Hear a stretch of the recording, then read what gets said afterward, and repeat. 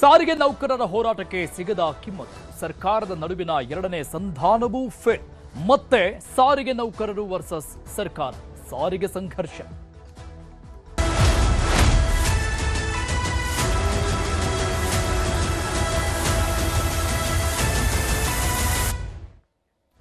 ಸಾರಿಗೆ ಸಂಘರ್ಷ ಮತ್ತೆ ಮುಂದುವರಿತಾ ಇದೆ. ಇದರಿಂದ ಸರ್ಕಾರಕ್ಕೆ ಸಂಕಟ ಯಾವ ರೀತಿಯಾಗಿ ಆಗ್ತಾ ಇದೆ ಅನ್ನುವಂಥ ಡೀಟೇಲ್ಸ್ ನೋಡ್ತಾ ಹೋಗೋಣ.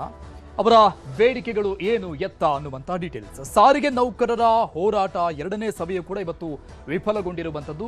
ಎರಡೆರಡು ಬಾರಿ ಸಾರಿಗೆ ಸಚಿವ ರಾಮಲಿಂಗಾರೆಡ್ಡಿ ಅವರ ನೇತೃತ್ವದಲ್ಲಿ ಸಭೆ ಮಾಡಲಾಯಿತು. ಎರಡೂ ಫೇಲ್ಯೂರ್ ಆಗಿದೆ. ವಿವಿಧ ಬೇಡಿಕೆಗಳ ಈಡೇರಿಕೆಗಾಗಿ ಸರ್ಕಾರಕ್ಕೆ ಒತ್ತಾಯ ಕಳೆದ ಒಂದಿಷ್ಟು ವರ್ಷಗಳಿಂದಲೂ ಕೂಡ ನಡೀತಾ ಇದೆ. ಅದು ಮುಗಿಯದ ಅಧ್ಯಾಯದ ರೀತಿಯಲ್ಲಿ ಆಗ್ಬಿಟ್ಟಿದೆ. ಕಳೆದ ವಾರ ಸಿಎಂ ಜೊತೆಗೆ ನಡೆದಿದ್ದಂತಹ ಸಭೆ ವಿಫಲವಾಗಿತ್ತು. ಸಿಎಂ ಸಿದ್ದರಾಮಯ್ಯನವರ ನೇತೃತ್ವದಲ್ಲೇ ಸಭೆ ನಡೆಸಲಾಗಿತ್ತು, ಅದು ಫೇಲ್ಯೂರ್ ಆಗಿತ್ತು. ಇವತ್ತು ಸಚಿವ ರಾಮಲಿಂಗಾರೆಡ್ಡಿ ಅವರು, ಸಾರಿಗೆ ಸಚಿವರು, ಅವರ ನೇತೃತ್ವದಲ್ಲಿ ಸಭೆ ಆಯಿತು, ಅದು ಕೂಡ ಫೇಲ್ಯೂರ್ ಆಗಿದೆ. ಅಂದ್ರೆ ಒಮ್ಮತಕ್ಕೆ ಬರೋಕೆ ಸಾಧ್ಯ ಆಗಿಲ್ಲ. ನನ್ನ ಕೈಲಿ ಏನಾಗುತ್ತೆ ಅದನ್ನ ನಾನು ಮಾಡಬಹುದು, ಸಿಎಂ ಅವರಿಗೆ ಗಮನಕ್ಕೆ ಮತ್ತೆ ನಾನು ತರ್ತೀನಿ ಅಂತ ಇವತ್ತು ಹೇಳಿಕೆ ಕೊಟ್ಟರು ರಾಮಲಿಂಗಾರೆಡ್ಡಿ ಅವರು. ಸೊ ಮತ್ತೆ ವಿಫಲ ಆಗಿದೆ. ಇಂದು ಸಾರಿಗೆ ಸಚಿವ ರಾಮಲಿಂಗಾರೆಡ್ಡಿ ಜೊತೆಗಿನ ಸಭೆ ಕೂಡ ವಿಫಲವಾಗಿದೆ. ಸೊ ಹಾಗಾಗಿ ಅವರು ಕೈ ಚೆಲ್ಲಿದ್ದಾರೆ. ಮತ್ತೆ ಇದು ಸಿಎಂ ಸಿದ್ದರಾಮಯ್ಯನವರ ಕಡೆನೆ ಹೋಗ್ತಾ ಇದೆ ಮುಂದಕ್ಕೆ. ಸೊ ಅವರೇ ನಿರ್ಧಾರ ತೆಗೆದುಕೊಳ್ತಾರೆ ಅನ್ನೋದ್ರ ಮೇಲೆ ಮುಂದಿನ ಹೋರಾಟದ ರೂಪರೇಷೆಗಳನ್ನ ಸಾರಿಗೆ ನೌಕರರು ನಿರ್ಧಾರ ಮಾಡಿದ್ದಾರೆ. ಆಗಸ್ಟ್ 5, 2025ರಿಂದ ಅನಿರ್ದಿಷ್ಟಾವಧಿ ಮುಷ್ಕರಕ್ಕೆ ಕರೆಯನ್ನ ಕೊಡಲಾಗಿತ್ತು. ಈ ವರ್ಷ ಆಗಸ್ಟ್ 5, 2025ರಿಂದ ಅನಿರ್ದಿಷ್ಟಾವಧಿ ಮುಷ್ಕರವನ್ನ ಮಾಡ್ತೀವಿ ಅನ್ನುವಂತಹ ನಿರ್ಧಾರವನ್ನ ತೆಗೆದುಕೊಳ್ಳಲಾಗಿತ್ತು. ಸರ್ಕಾರ ಮಧ್ಯಪ್ರವೇಶ ಮಾಡ್ತು. ಆಗ ಸಮಸ್ಯೆ ಈಡೇರಿಸುವಂತಹ ಭರವಸೆಯನ್ನು ಕೂಡ ಕೊಟ್ಟಿತ್ತು. ಆಗಸ್ಟ್ 5ನೇ ತಾರೀಕು ನಡೆದಂತಹ ಬೆಳವಣಿಗೆಗಳಿತ್ತು. ಸರ್ಕಾರ ಆಗ ಭರವಸೆ ಕೊಟ್ಟಿತ್ತು, ನಿಮ್ಮ ಬೇಡಿಕೆಯನ್ನು ನಾವು ಈಡೇರಿಸ್ತೀವಿ, ಸ್ವಲ್ಪ ತಾಳ್ಮೆಯಿಂದ ಇರಿ, ಹೋರಾಟ ಎಲ್ಲ ಬೇಡ ಅನ್ನುವಂಥ ರೀತಿಯಲ್ಲಿ. ಆದ್ರೆ ಸರ್ಕಾರ ಸಾರಿಗೆ ನೌಕರರ ಸಮಸ್ಯೆ ಈಡೇರಿಸುವಲ್ಲಿ ವಿಫಲ ಆಗಿದೆ. ಸೊ ಹೀಗಾಗಿ 6-7 ತಿಂಗಳ ನಂತರದಲ್ಲಿ ಮತ್ತೆ ತಮ್ಮ ಆಕ್ರೋಶವನ್ನು ವ್ಯಕ್ತಪಡಿಸ್ತಾ ಇದ್ದಾರೆ ಸಾರಿಗೆ ನೌಕರರು. ತಮ್ಮ ಬೇಡಿಕೆಗಳನ್ನ ಇಟ್ಟು ಸರ್ಕಾರದ ಮುಂದೆ, ಸರ್ಕಾರ ಕೊಟ್ಟ ಮಾತನ್ನ ತಪ್ಪಿದೆ ಅಂತ ತಮ್ಮ ಆಕ್ರೋಶವನ್ನ ವ್ಯಕ್ತಪಡಿಸ್ತಾ ಇದ್ದಾರೆ.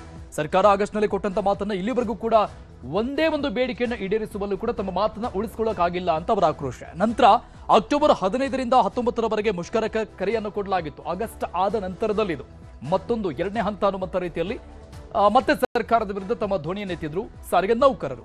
ಆಗಲೂ ಕೂಡ ಸರ್ಕಾರದ ಭರವಸೆಯಿಂದ ಮುಷ್ಕರವನ್ನ ವಾಪಸ್ ಪಡೆಯಲಾಯಿತು. ಅಕ್ಟೋಬರ್ನಲ್ಲೂ ಕೂಡ ಸರ್ಕಾರ ಮಧ್ಯಪ್ರವೇಶ ಮಾಡಿತು. ಆಗಲೂ ಕೂಡ ಸಾರಿಗೆ ಸಚಿವರು ಬಂದು ಮುಷ್ಕರದ ಸ್ಥಳಕ್ಕೆ ಬಂದು ಭರವಸೆಗಳನ್ನ ಕೊಟ್ಟರು. ಎಸ್, ಈಡೇರಿಸ್ತೀವಿ ನಿಮ್ಮ ಬೇಡಿಕೆಗಳನ್ನ ಅಂತ. ಸೊ ಹಾಗಾದ್ರೆ ಸರ್ಕಾರ ಮತ್ತು ಸಾರಿಗೆ ನೌಕರರ ಬೇಡಿಕೆಗಳೇನು, ಸರ್ಕಾರ ಯಾವ ರೀತಿಯಾಗಿ ಭರವಸೆಯನ್ನ ಕೊಡ್ತಾ ಇದೆ ಅನ್ನುವ ಡೀಟೇಲ್ಸ್ ನೋಡ್ತಾ ಹೋಗೋಣ. 38 ತಿಂಗಳ ಬಾಕಿ ವೇತನ ನೀಡಬೇಕು ಅನ್ನುವಂಥದ್ದು ಸಾರಿಗೆ ನೌಕರರ ಬೇಡಿಕೆ ಆಗಿದೆ. ಇದಕ್ಕೆ ಸರ್ಕಾರದ ನಿಲುವು 14 ತಿಂಗಳ ವೇತನ ನೀಡ್ತೀವಿ ಅಂತ ಒಪ್ಕೊಳ್ತಾ ಇದೆ. 1/1/2024ರಿಂದ ವೇತನ ಜಾರಿ ಆಗಬೇಕು, ಅವಾಗಿಂದ ನಮಗೆ ಕೊಡಬೇಕು ಹಣ ಅಂತ. 1/4/2026ರಿಂದ ಇದನ್ನ ಜಾರಿಗೆ ತರ್ತೀವಿ, ಸ್ವಲ್ಪ ವೇಟ್ ಮಾಡಿ, ಅಂದ್ರೆ ಮುಂದಿನ ವರ್ಷಕ್ಕೆ ಏಪ್ರಿಲ್ನಿಂದ ಸ್ಟಾರ್ಟ್ ಮಾಡ್ತೀವಿ ಅಂತ ಸರ್ಕಾರ ಹೇಳ್ತಾ ಇದೆ. ಸರ್ಕಾರಿ ನೌಕರರಿಗೆ ಸಮಾನ ವೇತನ ಏನು ಕೊಡಲಾಗ್ತಾ ಇದೆ, ಅಗತ್ಯಕ್ಕನುಗುಣವಾಗಿ ಸರ್ಕಾರದಿಂದ ಕ್ರಮವನ್ನ ತೆಗೆದುಕೊಳ್ತೀವಿ ಅಂತ. ಅಂದ್ರೆ ಸರ್ಕಾರದ ನೌಕರರಿಗೆ, ಈ ಸಿ ಗ್ರೂಪ್ ಮತ್ತು ಡಿ ಗ್ರೂಪ್ ನೌಕರರು ಏನಿರ್ತಾರೆ ಅವರಿಗೆ ಯಾವ ರೀತಿಯಾಗಿ ಸಂಬಳ ಕೊಡಲಾಗತ್ತೆ ಅದೇ ರೀತಿಯಾಗಿ ನಮಗೂ ಕೊಡಿ ಅಂತ ಸಾರಿಗೆ ನೌಕರರ ಬೇಡಿಕೆ ಆಗಿದೆ. ಕಾರ್ಮಿಕರ ಕಿರುಕುಳ ನಿಲ್ಲಬೇಕು, ಯಾವುದೇ ಕಾರಣಕ್ಕೂ ಕಿರುಕುಳ ನೀಡದಂತೆ ಕ್ರಮವನ್ನ ನಾವು ತೆಗೆದುಕೊಳ್ತೀವಿ, ಆ ಬಗ್ಗೆ ಕ್ರಮ ವಹಿಸಲಾಗುತ್ತೆ ಅನ್ನುವಂಥ ಭರವಸೆಯನ್ನ ಸರ್ಕಾರದಿಂದ ನೀಡಲಾಗ್ತಾ ಇದೆ. ಈ ವಿಚಾರಕ್ಕೆ ಸಂಬಂಧಪಟ್ಟಂಗೆ ರಾಮಲಿಂಗಾರೆಡ್ಡಿ ಅವರು ಮಾತನಾಡಿದ್ದಾರೆ. ಇನ್ನು ಪ್ರಮುಖ ಮುಖಂಡರು, ಸಾರಿಗೆ ನೌಕರರ ಸಂಘದ ಮುಖಂಡರು ಮಾತನಾಡಿದ್ದಾರೆ. ಸೇರಿದೆ ಇಲ್ಲಿ ಒಂದು ವಿಚಾರ ಬಹಳ ಸ್ಪಷ್ಟವಾಗಿ ನಾವು ಹೇಳಿದ್ದು, ಈ ಹೋಲ್ ಚರ್ಚೆ ಇದೆಲ್ಲ ಡಿಮಾಂಡ್ಗಳ ಮೇಲೆ ಬಾರ್ಗೇನ್ ಆಗ್ಬೋದು.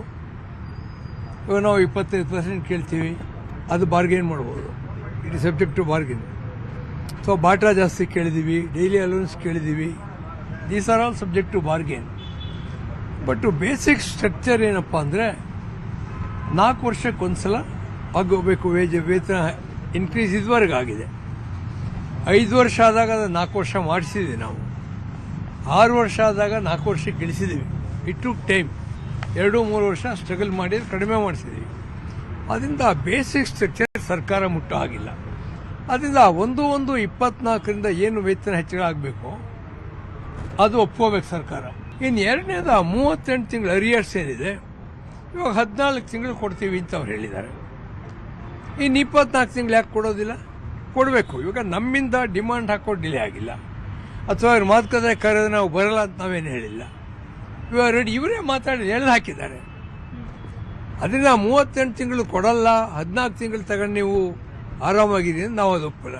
ನಾವು ಇನ್ನು ಮುಂದೆ ಅವರು ಏನಂದ್ರೆ ಅಧಿವೇಶನ ಕಳೆಯೋದ್ರೊಳಗೆ ನಾವು ಒಂದು ತೀರ್ಮಾನಕ್ಕೆ ಬರ್ತೀವಿ ಅಲ್ಲಿ ಮಾತನಾಡಿ ಅಂತಕ್ಕಂಥ ಅಂಶವನ್ನು ಹೇಳಿದ್ದಾರೆ.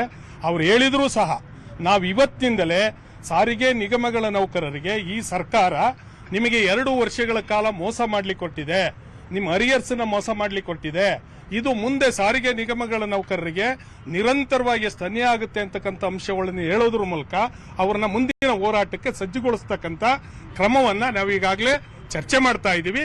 ಅದನ್ನ ಜಂಟಿ ಕ್ರಿಯಾ ಸಮಿತಿ ಜಾರಿ ಮಾಡಿ ನಿಮ್ಮ ಮುಂದೆ ತಿಳಿಸ್ತೀವಿ. ಅವರ ಬೇಡಿಕೆಗಳು ಸುಮಾರು 2 ವರ್ಷದಿಂದ ಅವರು ಹೇಳ್ತಾ ಇದ್ದಾರೆ. ಸರ್ಕಾರ ಕೂಡ ಸುಮಾರು 3-4 ಮೀಟಿಂಗ್ಗಳಾಗಿದೆ. ಅದರಲ್ಲೂ ಮುಖ್ಯಮಂತ್ರಿಗಳ ಜೊತೆನೇ 3-4 ಮೀಟಿಂಗ್ ಆಯಿತು. ಆಮೇಲೆ ಅವರು ಏನೇನು ಹೇಳಿದ್ದಾರೆ ಅದನ್ನು ಮೊನ್ನೆ ವಿಧಾನಸೌಧದಲ್ಲಿ ಮೀಟಿಂಗ್ ಆದಾಗ ನೀವೊಂದ್ಸಲಿ ಮಾತಾಡಿ ಅಂತ ಹೇಳಿದರು. ಮಾತಾಡಿದ್ದೀನಿ. ನಮ್ಮ ಯೂನಿಯನ್ ಲೀಡರ್ಸು ಏನು ಅಭಿಪ್ರಾಯ ಕೊಟ್ಟಿದ್ದಾರೆ ಅದನ್ನು ಮುಖ್ಯಮಂತ್ರಿಗಳ ಗಮನಕ್ಕೆ ತರ್ತೀನಿ. ಅಸೆಂಬ್ಲಿ ನಡೀತಾ ಇದೆ, ಇನ್ನೊಂದು ವಾರ ಅಸೆಂಬ್ಲಿ ಇರುತ್ತೆ. ಅಸೆಂಬ್ಲಿ ಸಮಯದಲ್ಲಿ ಅವ್ರ ಗಮನಕ್ಕೆ ತರ್ತೀನಿ. ಆಮೇಲೆ ಮುಖ್ಯಮಂತ್ರಿಗಳು ತೀರ್ಮಾನ ತಗೋಬೇಕು.